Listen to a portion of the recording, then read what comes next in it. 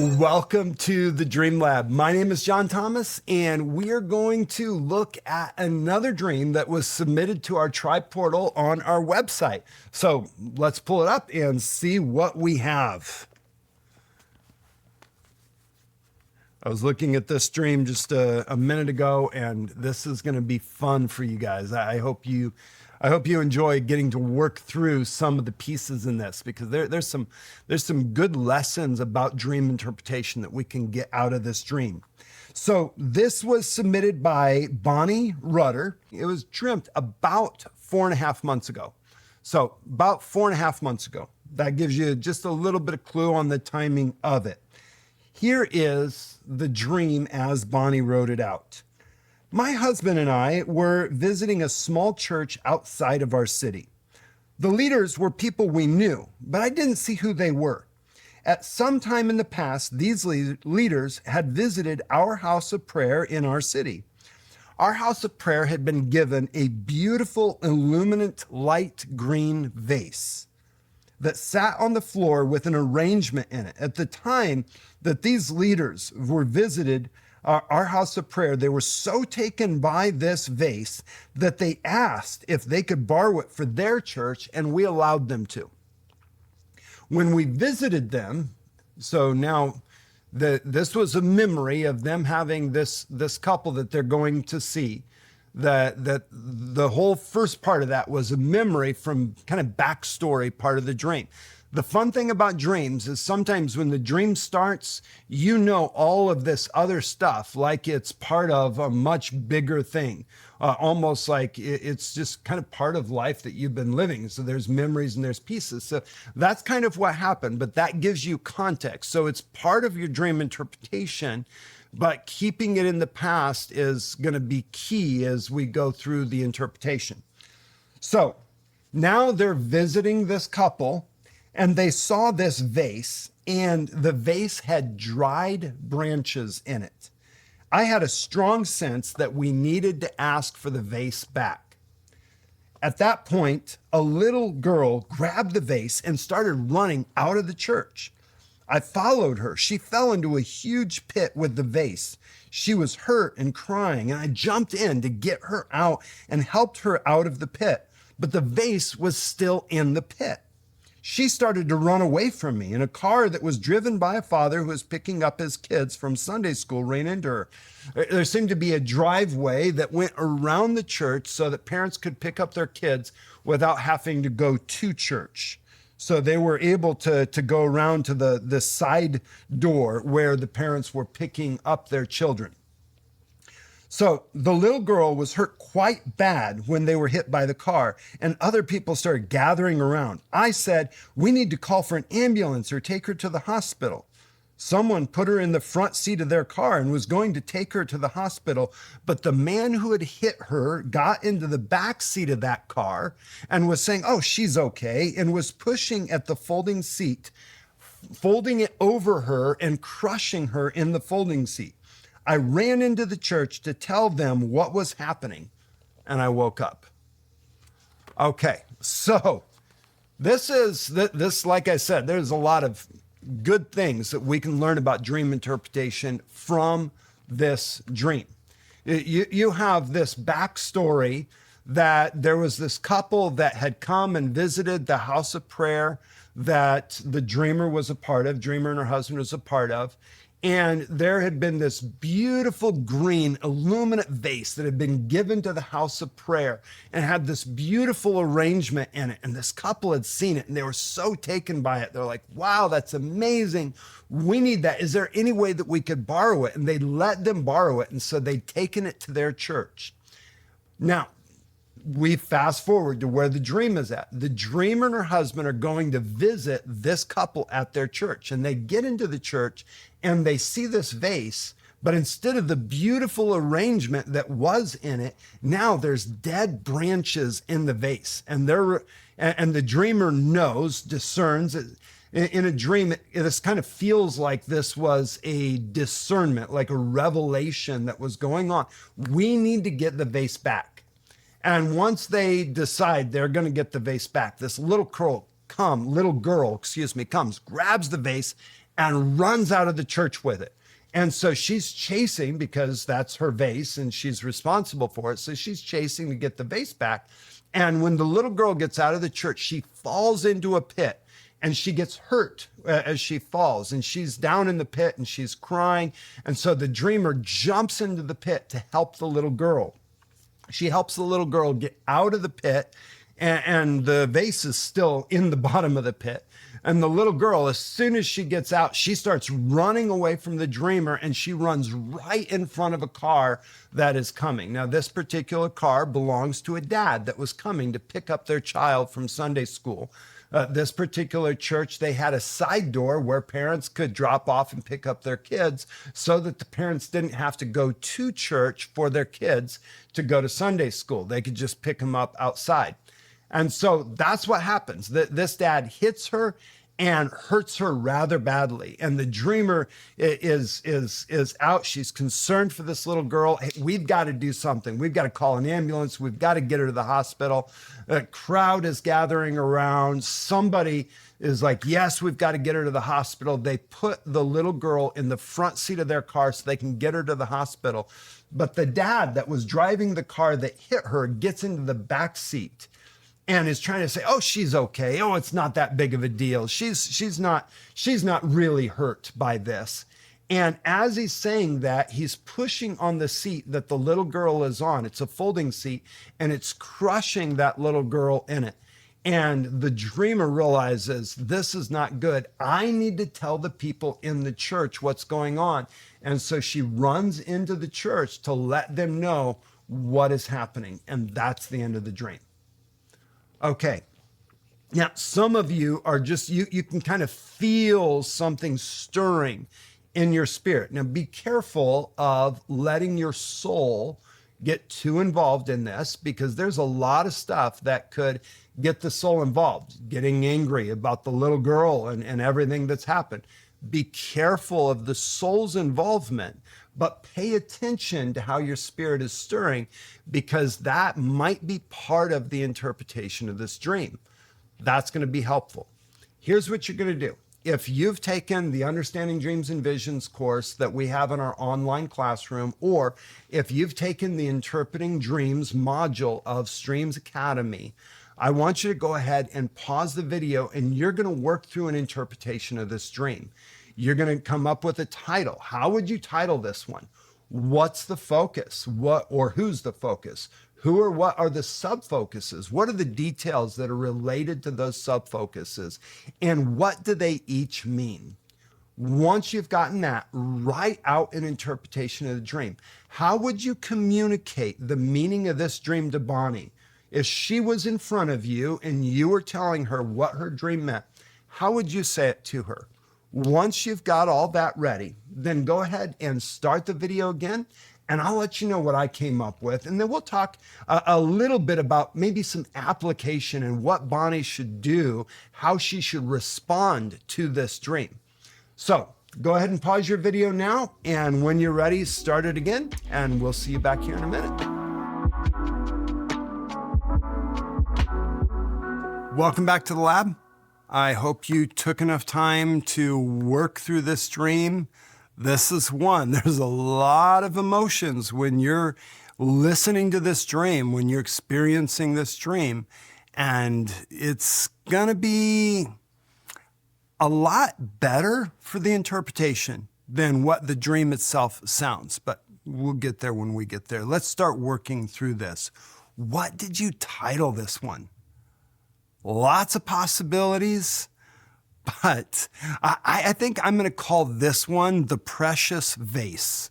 The Precious Vase. And the little girl actually has a little bit more importance. That's where the emotional weight is, but the whole context and what gets the little girl involved is this vase. So that's why I'm going to title it The Precious Vase.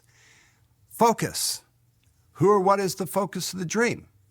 Well, in this dream, it's the dreamer. So the dreamer is the one that is going to visit the church with their husband. The dreamer is the one that sees the vase, that goes after the vase, that rescues the little girl. So the dreamer is the focus of the dream. Now, we've got 3 sub-focuses, though you might have put 4. But I'm going to go with 3. And the 3 sub-focuses that I put was the church, because the whole context happens at this church. The vase, that's a really important piece. You cannot leave that out. And then the little girl and all of the details that come around this. So the church, a lot of it is the context. So it's really important that the whole thing happens in the church. But what does the church represent? Now, part of this is we don't have the dreamer right in front of us to ask them a question that if the dreamer was in front of me, that I probably would ask. So in the dream, it seemed like you knew this person, but in waking life, are you familiar with this church? Are you familiar with the leaders of this particular church? Or was this, in the dream, it was familiar, but in waking, it wasn't? That would be a good question, because that might help us to dial in whether or not this dream is about a particular church and maybe a particular couplet or ministry that the dreamer knows, or if this is more general of a situation, and it's not necessarily about specific people, but something that they're going to see happening. We can just leave that vague, because if we don't know that, we communicate it in the more vague way.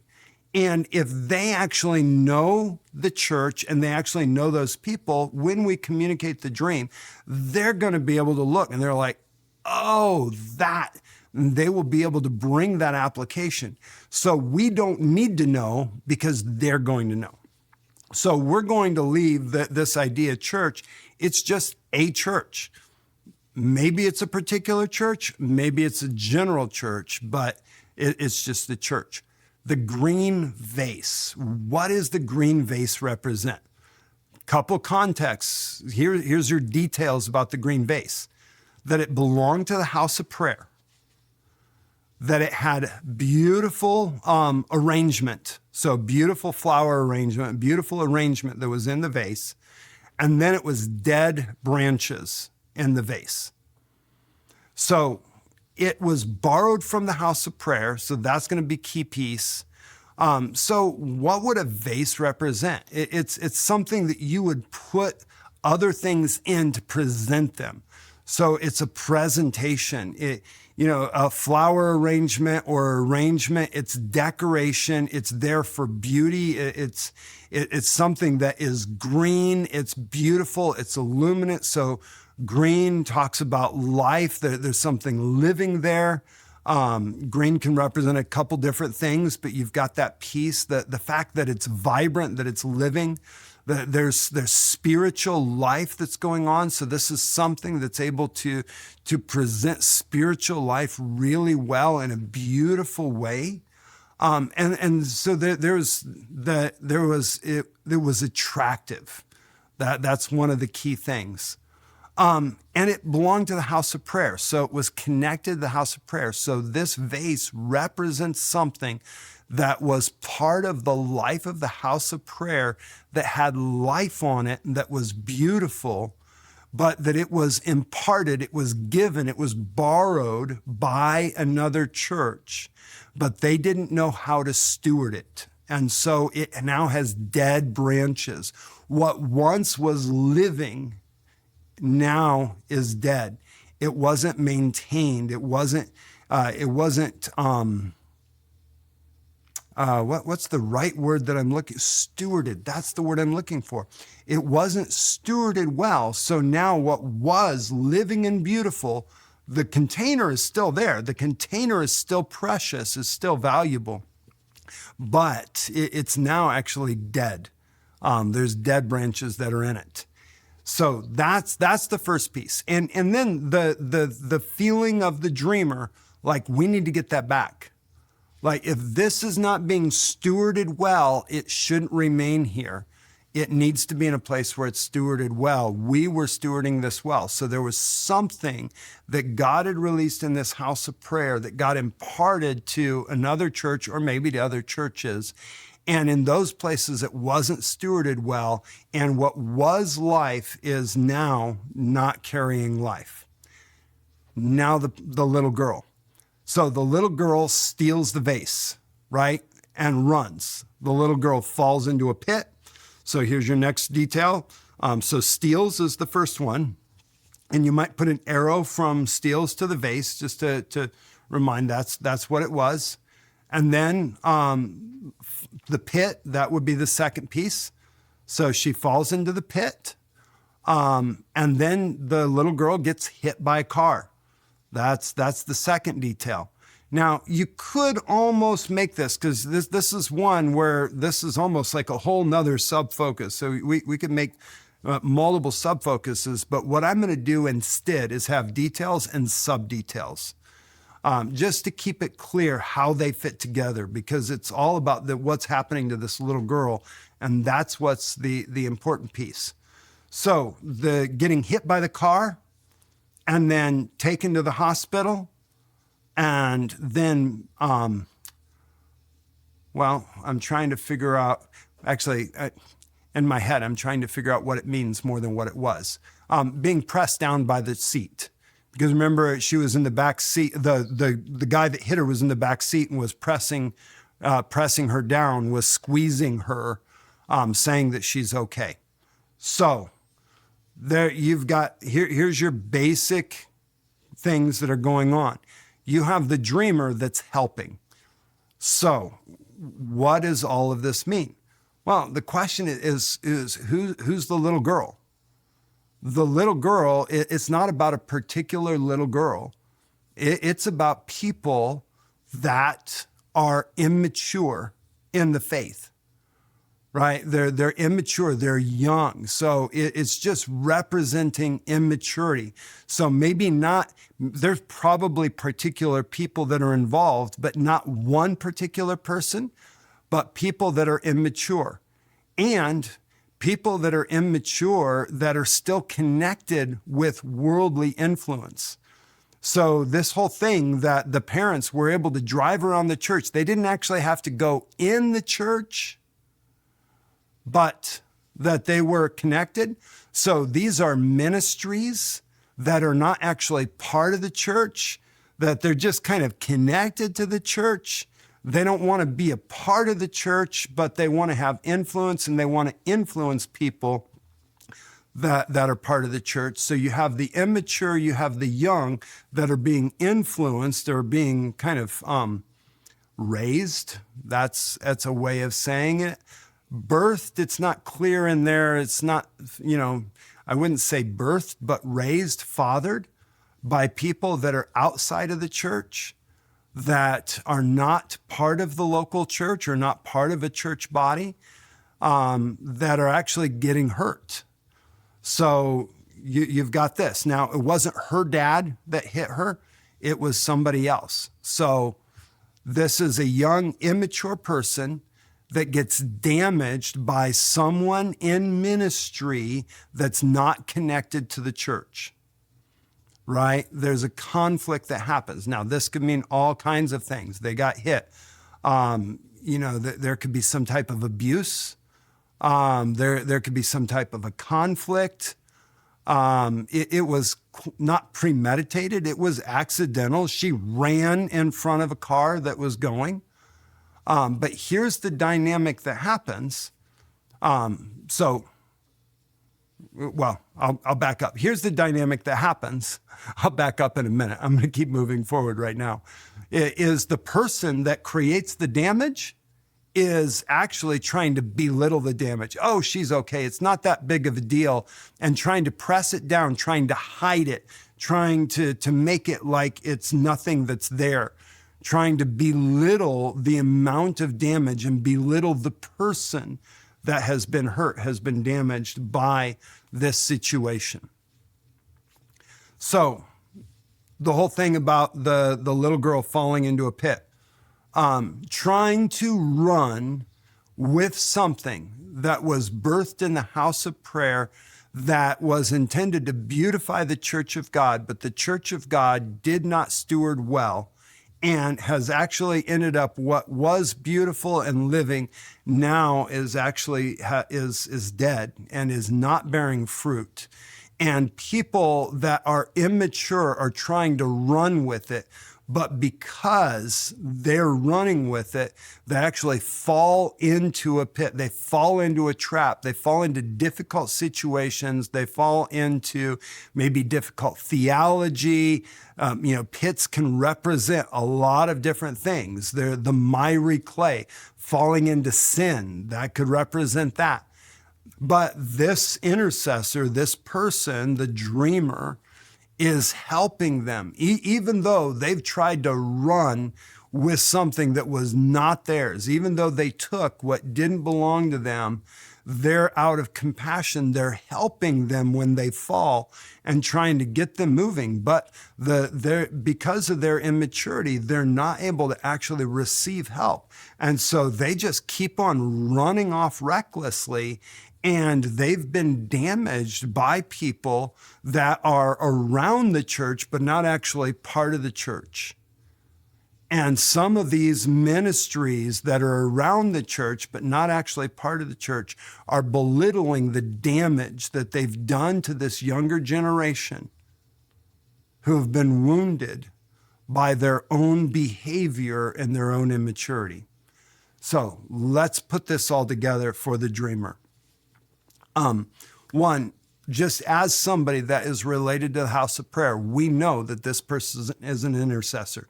So I don't have personal interaction with this person that I know of right offhand. It's possible that I've met them. I do much better with faces than I do with names, but they're connected to a house of prayer. So you've got an intercessor. And so here's how I would put this whole dream together for the dreamer.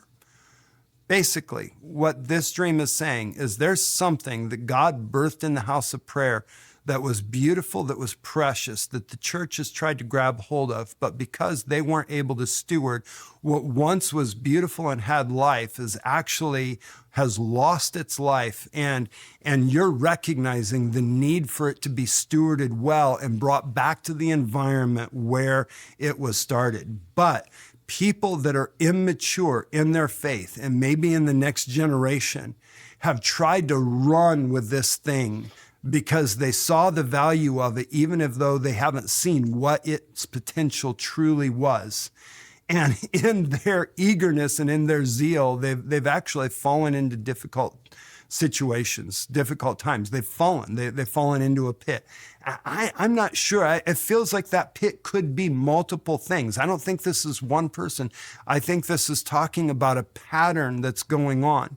That these people, some of them have fallen into sin, some of them have fallen into error, some of them have fallen into the trap of the enemy, but your heart of compassion has been rescuing them. And it's not your fault that in your rescuing them, that they continue to run because they don't understand that they're being helped. And they've gone into situations where some of them have actually been damaged by people that should be the people that were in ministry, but they're not actually connected to the church. They don't actually have that living relationship. And so they've been feeding off of the young people that are part of the church without being a part of the church. And that has created damage. And some of those ministers and some of those leaders are actually belittling the damage that they've done to this younger generation, trying to put it off as if it's okay, as if there doesn't need to be healing. But you recognize that there needs to be healing and the church needs to be warned, because what's happening in the context of the church, even though it's outside of the church, is affecting the people that are in the church. So, this is an intercessory dream. This is recognizing something so that the dreamer can intercede for the situation. It's possible that they're going to see this dynamic happen, but it's more likely that they're going to be aware of this dynamic happening. And it's really an intercessory burden and a way to pray for this younger generation, but also pray for the beautiful thing that God has birthed in the house of prayer that was intended to beautify the church, but they just haven't known how to steward it. So Man, there's a lot there. That is a really fun dream. I hope that that was helpful for you. I'm really curious. How many of you got that dream? How many of you got the basic understanding? How close did you get? Make sure you put it in the comments and let us know. And we look forward to the next time that we see you on another episode of the Dream Lab. Until then, happy dreaming.